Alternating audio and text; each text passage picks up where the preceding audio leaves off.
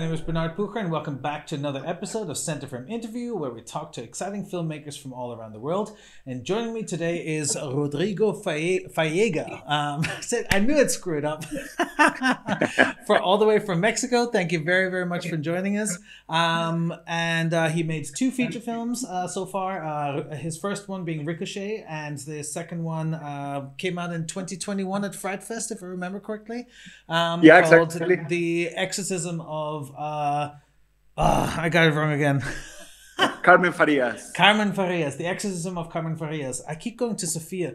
The Exorcism of Sofia Vergara. I think that's no, okay. We're not. No, she doesn't need an exorcism. So congrats on making two feature films. That's actually, as a director, a very, very hard thing to do, even if you've made one. And from what I understand, your second film was actually a commission, so it wasn't written by Yes. you. It was actually, you were hired onto the project. Tell me more about how that project came about, and then if you can rewind to how you got started in this whole thing, that'd be great. Yeah. Well, that's a bit weird because I got to be commissioned for that film because the production company that did it, I first showed them the Ricochet script for them if maybe they will produce it. They loved it, but at the end they didn't get involved in the film. So later they called me because they had this project. They have this screenplay that they wanted to produce, and they were looking for a director. So the producer remind me and call me to offer me the film, and we get along very well, and they liked the approach that I did for the film. So at the end they hired me to make the film. So it was really exciting and really incredible to be making two films almost in the same year. That's really is exciting, especially with the pandemic and everything sort of going on. It's such a hard thing to complete a movie during this time, let alone film one. So I think yeah. So how was that? How was that for you? I mean, how did making movies sort of pan out, sort of during the pandemic where you were? Well, the thing is that both films the filming was before the pandemic. Oh, right, Exorcism was still filmed before the pandemic, right?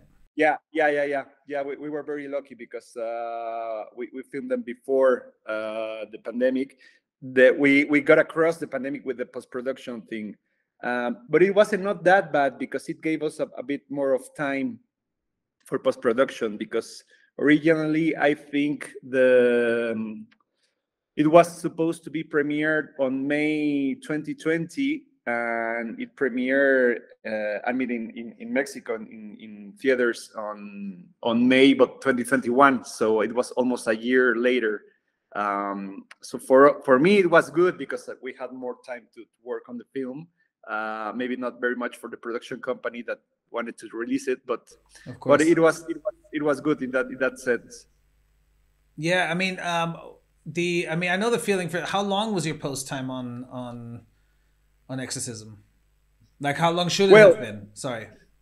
Yeah, originally the post-production was supposed to be around 6 to 7 months, I think. Right. But we were like a year and a half because of the pandemic. Right. So yeah, it was. Did that give you more time to edit? Yeah, exactly. It gave us more time for edit, for color correction, for that kind of things, for sound design.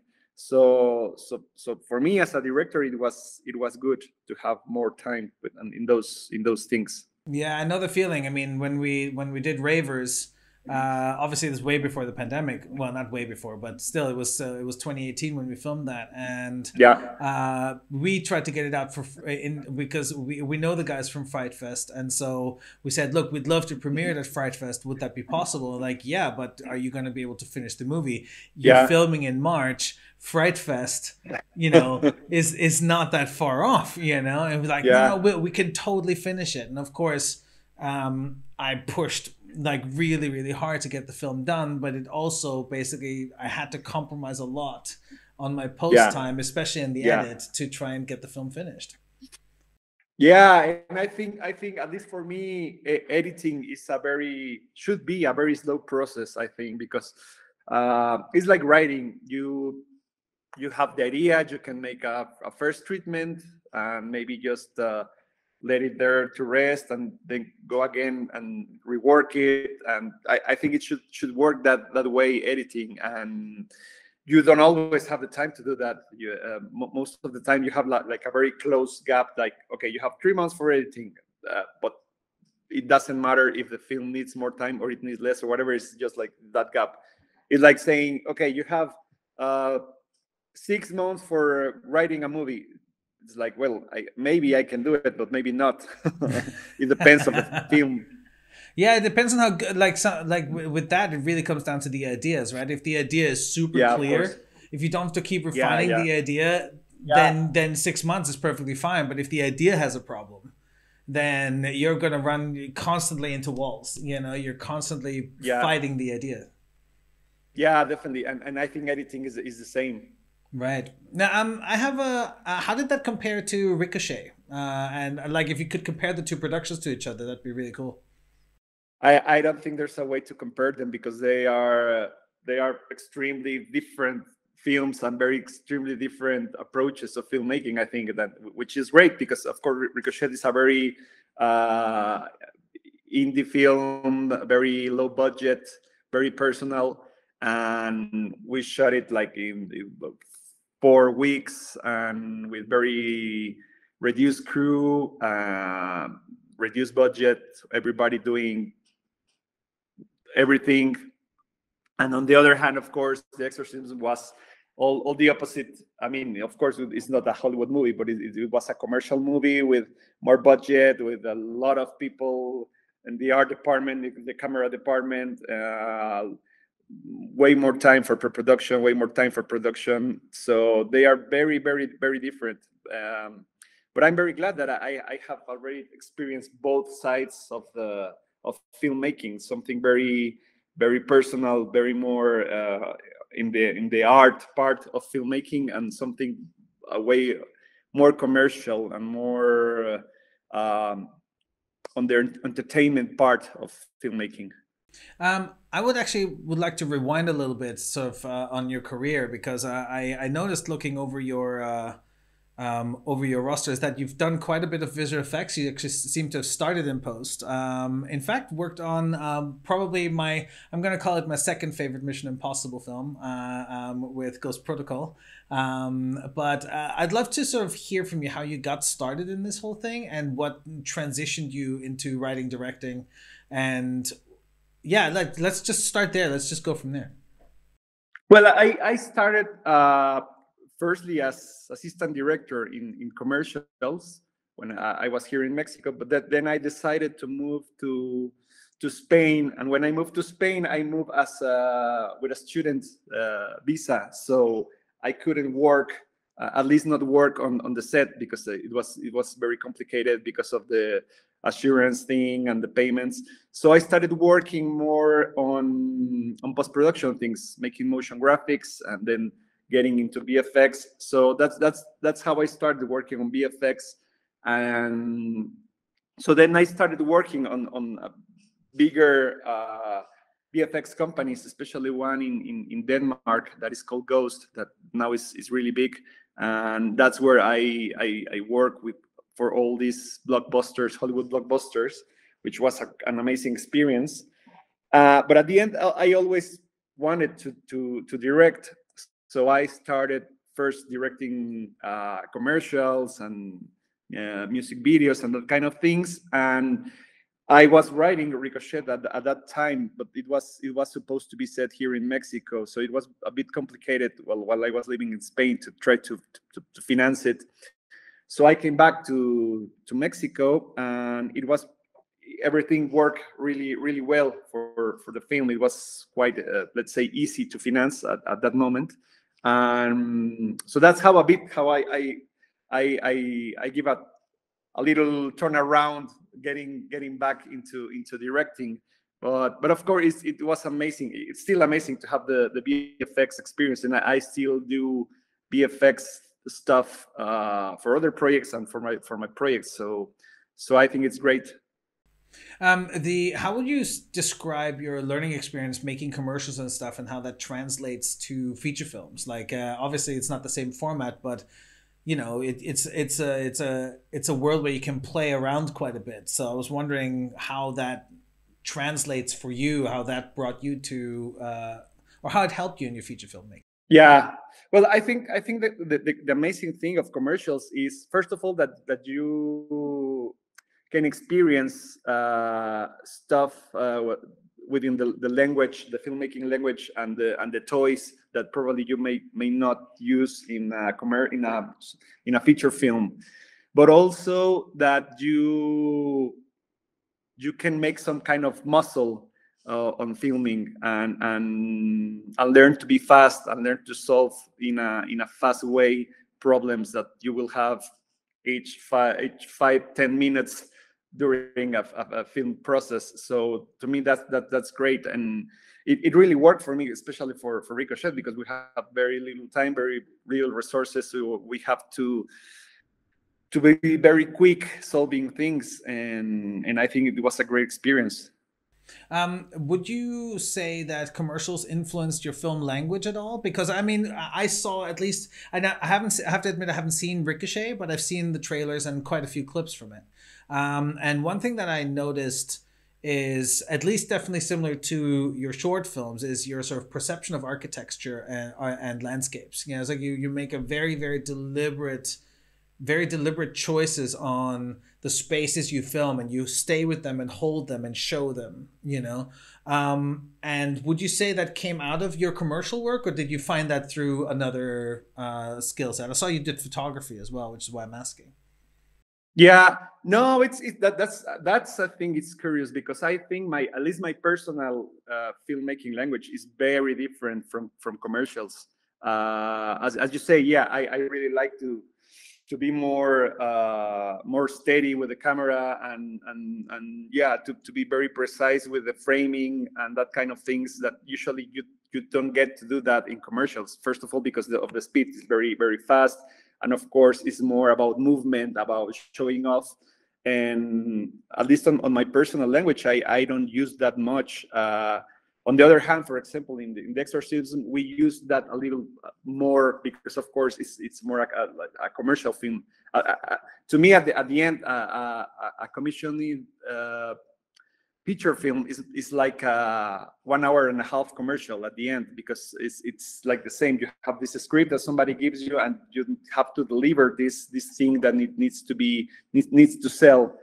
So in that sense, yeah, maybe a little more. But on my personal projects, no, I don't use that much of the commercial. But that's also why I like really commercials, because I can make things that I will not do on my films. Of course. How do you think, since you have the two experiences of one as a commission feature and one as a one you've written, would you say, philosophically speaking, you should adapt your style to the thing you're making? Or is the Kubrickian, hey, look, this is the movie I'm making, I don't care what genre it is, you know, like this is what, yeah, like where do you sit on that spectrum, like in terms of I don't know, like if Steven Spielberg is on one side, who adapts his style to pretty much every movie he makes, and they're all different, to Stanley Kubrick, who pretty much only makes Kubrick movies no matter what genre he's making, where would you sort of rank yourself in that spectrum?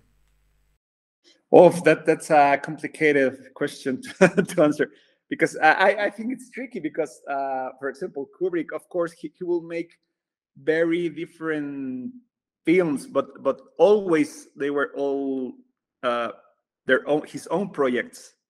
They at least on the last part of his career, they were not commissioned. It was his films. So I think that's different when it's a commission film.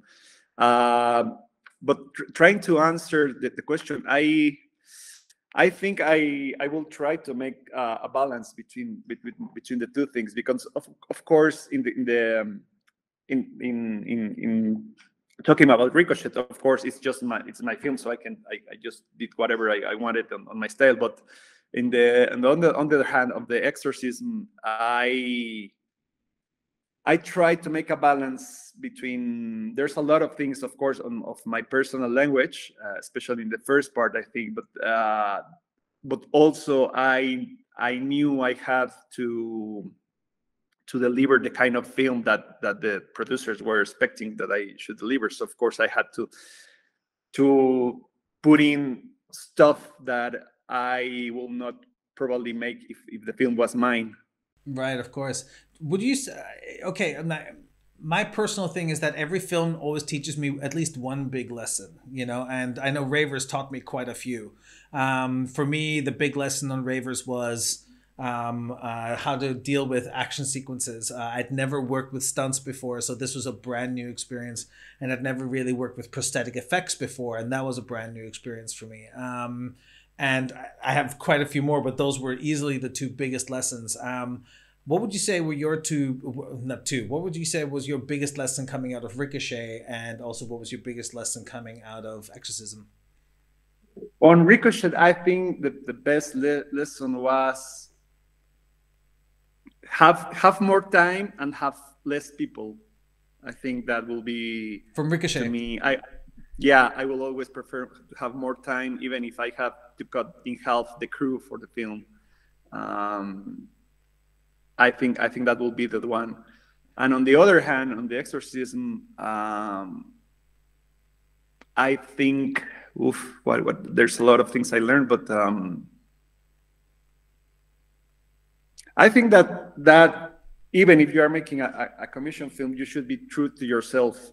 I think that's the lesson I learned from that, and always try to be honest, even because of course in a commission film there's some stuff you have to let go and some stuff that you can push, but always in any case just try to be honest and to be honest to yourself. Is there something? Could you point out something that was a highlight for you for Exorcism, where it went, okay, this I really liked, that was great. You know, is there something you could point like from your filming experience? Yeah, there's a lot of things, because of course we have way more resources. So it was in some points of the film, of course, it was for me and the photographer, like we were just little kids playing with the toys. So it was great. But especially what I'm really proud of one sequence that is a one-shot scene that we go from the up part of the house in real life. Let's say it's night in the real life, and the protagonist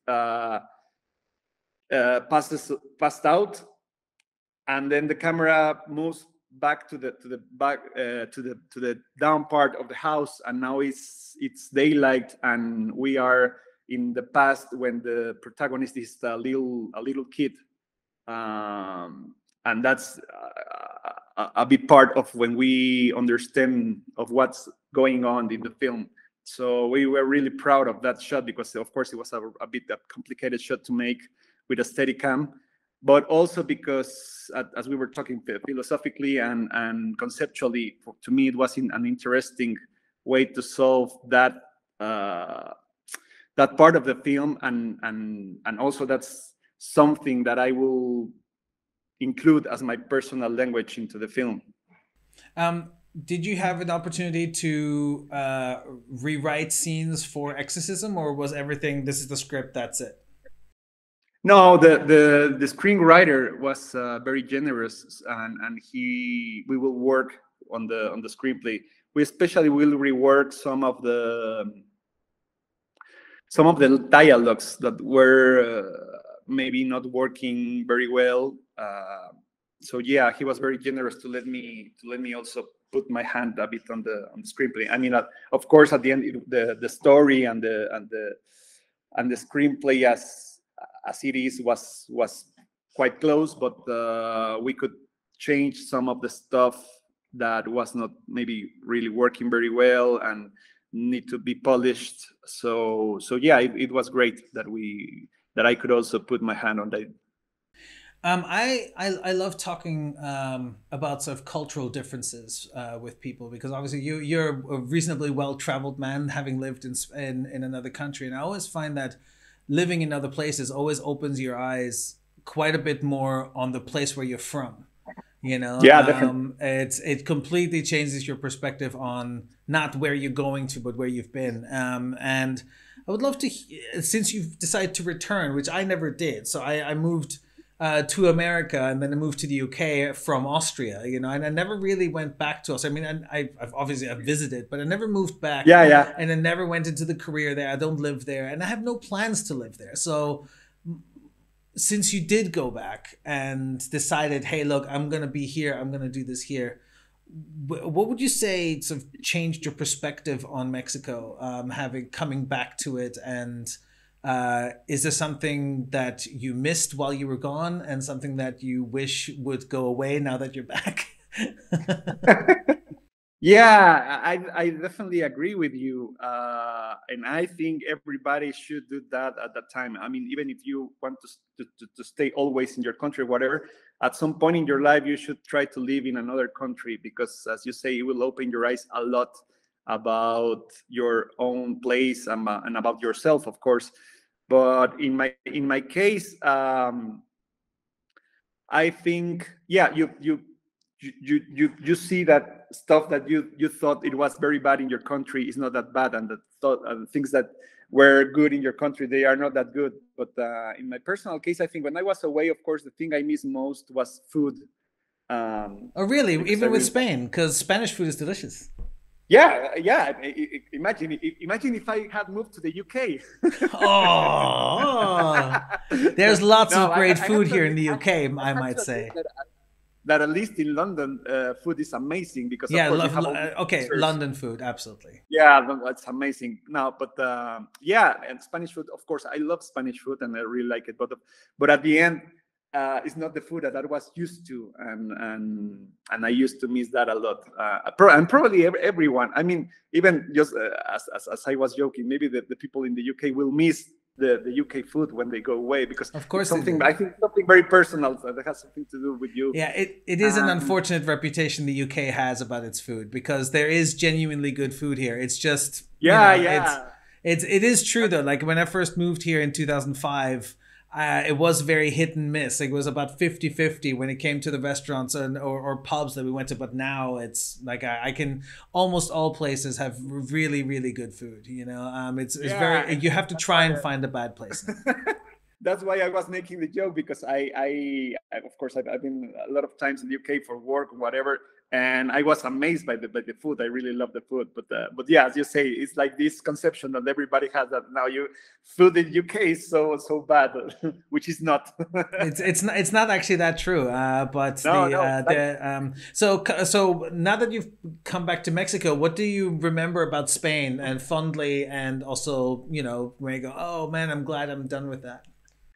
no, I really love Spain. At the end, I moved from Spain back to Mexico, because when I was in Spain, I thought I will never come back to Mexico. To be honest, I moved back because, first of all, there was this huge crisis, the economic crisis that hit Spain, in I think it was like 2010 or something like that, and also because of the film I was trying to make. But I really love to be living in Barcelona, and I really missed that it was like this. To me, it's like the perfect city, because it's not that big, uh, but it's very cosmopolitan. It has everything. It has the beach. It has a lot of culture things.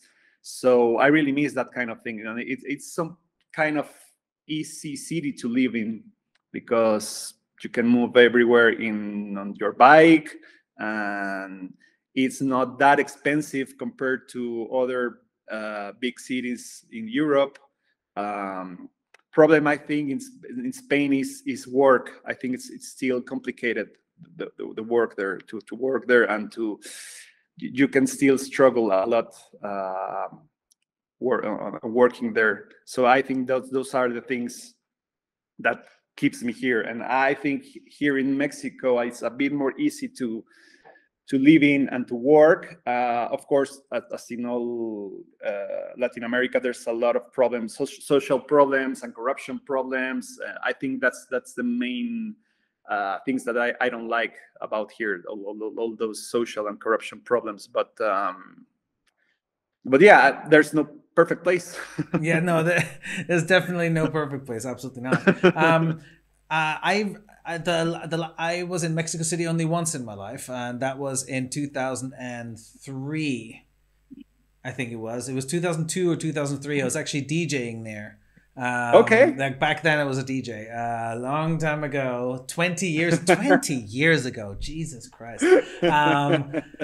Yeah, I was a DJ. That was I played in a club, and it was basically it's like an all night thing. I ended up playing till 4:30 in the morning or something like that. But it was an absolutely amazing gig. It was really small. It was a club. I don't remember the name of the club as I don't even know if it still exists. I have no idea. But the two things that struck me the most was one, at night everybody's really careful.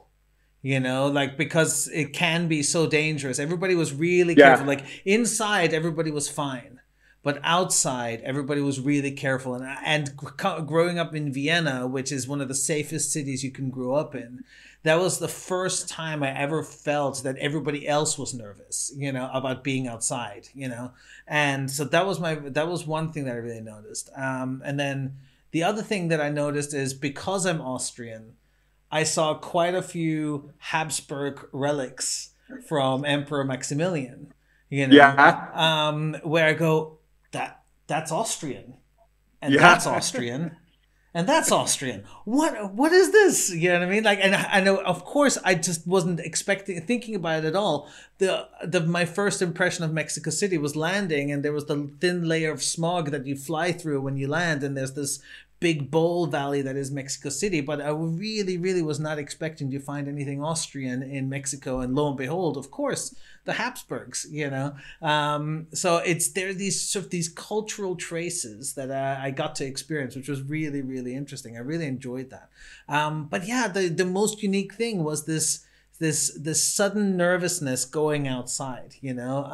And I was wondering if you could, like, because I think, are you based in Mexico City? Because I know I saw Satellite was you filmed that in Mexico City. I would like for you to sort of talk about that, and does that inform your filmmaking at all? Because you filmed quite a bit at night as well, and so I'd love to hear more about that kind of an environment. Yeah, definitely. One of the things that you say is, of course, the security, and it's really weird. I think it has changed a bit since 2003. I think it was a bit more insecure in that moment. Then I think it raised up. It became a more secure city now with the pandemic and everything. I think it has came down a little bit more, the security thing, but also it depends a lot in where in the city you are. Right. There are parts of the city that are really secure, and you can go out at night and nobody will care. And there are places in the city that if it's more than 8 p.m., be very careful where you are walking. It's very, very different, and it's part of the contrast of the country. But yeah, I haven't thought of that, but yeah, I think I'm really impressed by that kind of night thing. I don't know if it's just because it's Mexico where I grew up, or just in general to me, but I think life at night it's something interesting, and it's where the interesting things happen. I think, because it's I don't know how to say it. It's more mysterious. It's more you don't know what's going on at night, right? There's I mean, maybe I think it's also a cultural thing in general, because always the crimes happen at night, and the love stories happen at night, and so yeah, I think nighttime it's in a very interesting time of of the day, and especially for filmmaking. Are you Also, are you a night owl? Do you work at night? yes, I'm trying to change that, in fact. But yeah, in fact, I'm really a night guy. Yeah, it's, to me, it's very complicated to go to bed before 2 a.m. or something like that. Oh, I know that feeling so well. And maybe that's also why I like night, because I live by night. So maybe that's why. And I like to go out at night very much. It's weird because it's not that I like parties or bars or to go out at night and that kind of thing, but I like to go out on the streets at night and to see what's going on at night, because of that we were talking. There's always this kind of strange characters that may appear at night, and different things that you will not see on the day. So yeah, nighttime is quite interesting. Actually, the one memory that I have the most of was that you couldn't park your car anywhere. So basically, everybody valets. You know what I mean? I don't know if that's still true, but I remember every restaurant, every bar we went to, you just hand your keys to the valet and they park your car somewhere, and then you basically pay them for that. You know, does that still happen, or is that? It still happens. It depends a lot of where you are in the city, because most of the city you can park. It's something I think has to be with the cultural thing. Again, with these cultural differences, that yeah, because I'm the rich guy having the car, you are the poor guy, take my car and just park it. I think it has a lot to do with that kind of commodity of, oh yeah, I'm not even bothering looking for where to park. Just take my car and park it, and that's it. Right. But of course, yeah, there are parts of the city that you cannot park, especially in the center part. There's very complicated way to park, but yeah, I think that has to do a lot with this kind of cultural things about the rich and the poor. Is the contrast really strong there with yeah, very. It's extremely strong. I think mostly in all Latin America, it's this super huge gap between social distances, and of course that's, to me at least, one of the main roots of all the social problems we have. Right. Where do you draw, like, it's always a difficult question to answer, but I'm just going to give it a try. If you had to point towards a source of inspiration where you like to get inspired from for the stories you write, could you point somewhere? Is there anything that you like to go to for that? But in terms of your stories, the stories you like to write. Well, to be honest, what I like most about filmmaking is not exactly the stories, let's say, or the narrative part of filmmaking, but more about the, how to say it, more about the cinematic language and what it brings to you, about what makes you think and what makes you feel, more the inner part and the existential part of human beings, more than the everyday stories or everyday things that happen. To me, that's what is interesting about filmmaking, and most of the films that I love the most are these films that probably they are not very storytelling things or very narrative things in terms of how literature would be, but more how they get into describing the human condition itself. That's very interesting. I think so. So, if could you point to a couple of films that do that really well for you? If you had to say that thing, like, these are the movies I really like that do that. Yeah, for example, I don't know. Of course, all films by Buñuel or Bergman or Tarkovsky. I mean, those kind of classic things that I think are this kind of thing that are unique, because they get you into a kind of atmosphere and kind of to get you into the ways into the human being, or 2001 by Kubrick. I don't know, or to me, one of the most important films of filmmaking because of this thing is Last Year at Marienbad by Alain Resnais. All right. Because I think that's not maybe too much because of what it says, but because to me that film is something that is not, that you cannot translate into anything else. I mean, it's pure cinema in that sense.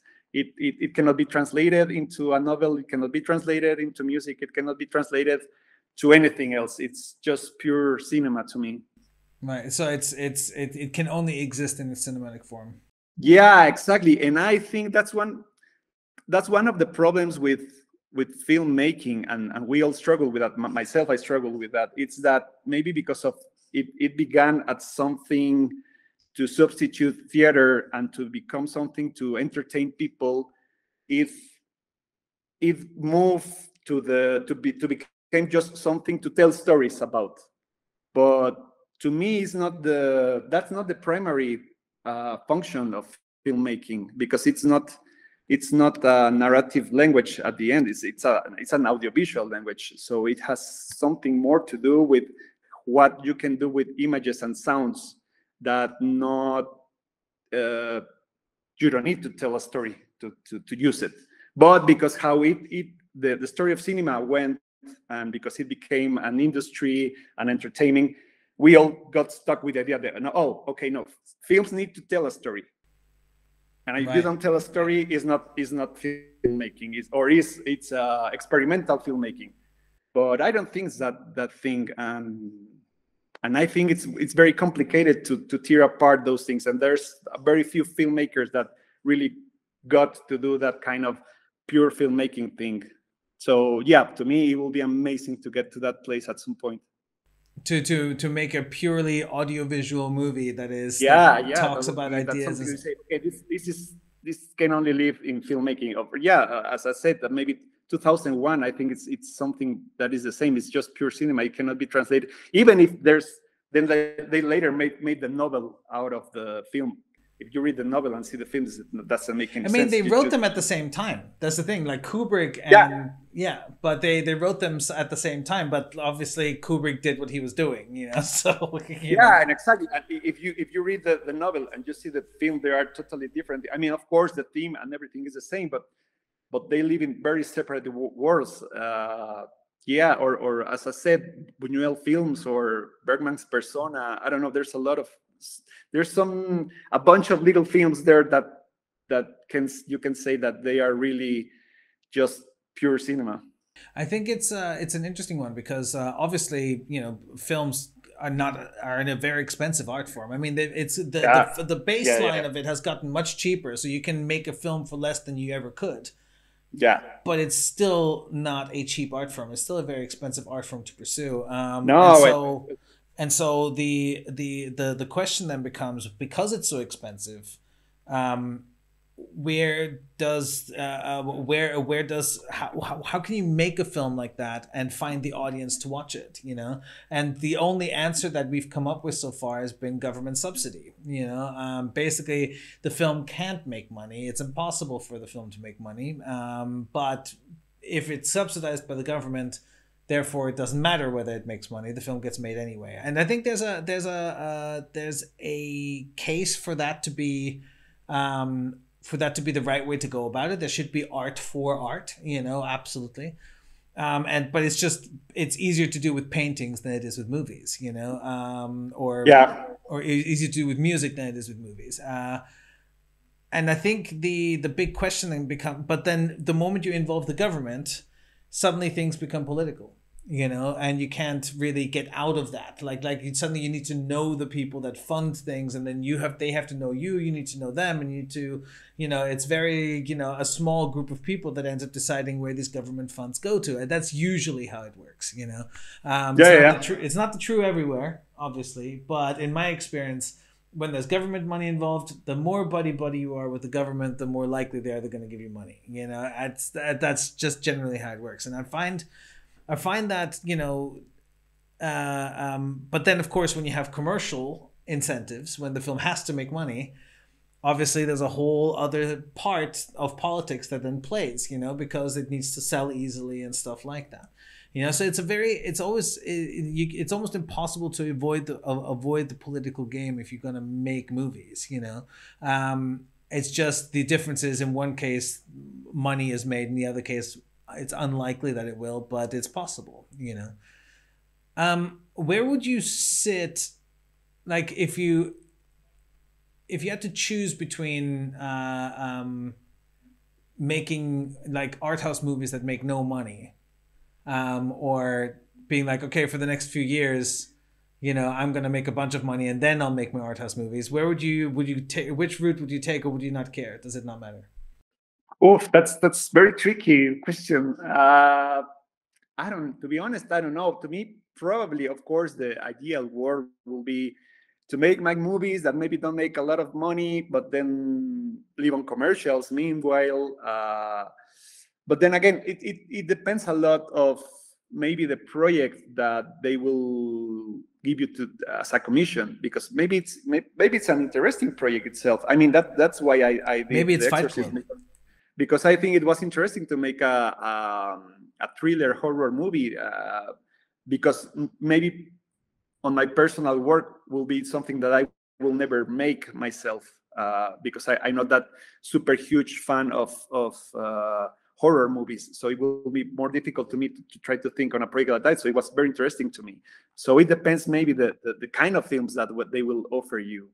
And as you say, it's very complicated. Try to live in this balance of art movies that maybe, of course, most of the time it needs to be found by the government. And in fact, that's how we did Ricochet. It was founded by the government. And then on the other hand, to try to make commercial movies that, of course, is somebody that is putting their money and say, man, I want my money back. So you make sure I have my money back. It's really complicated. And I think most of the people that don't work in the film industry, they don't know the struggle it is for us to live in that world. They maybe have only this sense of, oh yeah, the glamour thing, and being like a filmmaker rock star or whatever. But it's just the opposite for us most of the time. It's a lot of struggling and suffering to try to live in this kind of world. I find that most filmmakers I know always have a day job. Like very, very few filmmakers make a living from feature films. They basically you can't. You need the normal job that pays you regular bills, because that's where that comes from. And feature films, or making commercials, or editing films for other filmmakings, or making photography for other film. You need to do something else, especially if you're a director, I think, because some other parts of the filmmaking can somehow manage to live just on that. But if you're a director, it's almost impossible to live just on that. Yeah, I completely agree. I think, there are very, very few directors that could, only live off of that, And I think the diversifying, and I think like the one thing I've definitely sort of come back to is that the real currency of filmmaking, of the film industry, is your track record. Like what projects have you worked on? What commercials have you worked on? What films have you been part of? What do you have? And even if it's not as a director, even if it's not as a writer, like you were working as VFX and as cinematographer and as assistant director. It's like, what are the projects? And there's always these sort of stories of, oh, this overnight success. No, most of those people have worked in the film industry for a decade plus. They've been actively in the industry, and they now finally got the chance to make this one movie. It's that's generally how that works. And if you look at most of the of that, your track record is your currency. The more you've worked on, the more good stuff you have under your belt, even as something else, the more likely is somebody's going to give you the chance to make a movie. And this is the reason why we did the Get It Made competition, is because they're 3-minute scripts. They're doable. You know, they are completely doable. Anybody, like most of those films that were in the top 10, most of those films were achievable with, you know, very, very limited resources. You know, even The Attendant that we're filming with Stavros, that film, sure, it's set on a petrol station in America, but you don't have to set it on a petrol station in America. You can set it in another location, and the ideas of the story are still exactly the same, you know. The idea is to make the film. Don't be precious about it. Don't get all crazy. Oh, if it's not perfect, I'm never going to do it. Just make the film and then make the next one and make the next one. Yeah, and I think, as you say, of course, your track record is something very important, but also what you do with what you do. I mean, if you are making a short film, a 3-minute short film, something very simple, and you can do it, of course, with just a camera, whatever. But I think the important is when somebody sees that very simple short film, that they see through something unique and something that's only there. And I think that's the part that it's important as everybody, as a filmmaker, to be honest with yourself, because you can make the same short film with a Technocrane, or you can do it just with an iPhone. But the important thing is that it's something that is honest and that conceptually is interesting, and that you are saying something and that you are showing something to the people that is your own voice and it's unique. Whatever it's done with a $5 million budget with 10 pounds. I completely agree with that. I think another thing that I just would sort of point out is, you know, you're not going to find your voice on your first film. Yeah, know? Of course. It's just not going to happen. Yeah, I mean, like you'll find your voice by the time you've done your fifth. If you are Orson Welles, maybe you can do it, but there's only one Orson Welles. I mean, even Kubrick was very ashamed of his first 2-3 films, and he never wanted to show them to anybody. And he, even when they made the collection of all his films, he said, no, my first 2 films will not be there, and they are not there in the collection, because he was ashamed of them, because even Kubrick needed to find his voice. That's the point. It's like everybody needs to find the voice at some point. And I think as long as you don't recognize what it is when you found it, you know, then you can nurture it, and that'll be your thing. That's the thing that then everybody wants from you, you know. So, all right. Well, this was a great conversation. I really enjoyed this, Rodrigo. Thank you very much. Oh, thank you very much. I really love it too. It was very interesting, and I hope next time it will be in a pub with a pint. Or in a tapas bar with some pollo con mole or something like that. That would be amazing, or two. Whatever of those two makes sense to me, and they look amazing. Yes, absolutely. Well, thank you very much for joining me on the call here, and thank you very much for inviting me. Oh, yeah. And thank you very much for everyone that tuned in. You can check out Rodrigo's work on his website. The link's going to be in the description. And I highly recommend he has all his short films on there, and they're all really, really fascinating to watch. Also, make sure you sign up to our social media on our website, centerframe.com, and join our social media to join the conversation there. So it'd be great to see you guys back for our next episode of Centerframe Interviews. I will see you guys.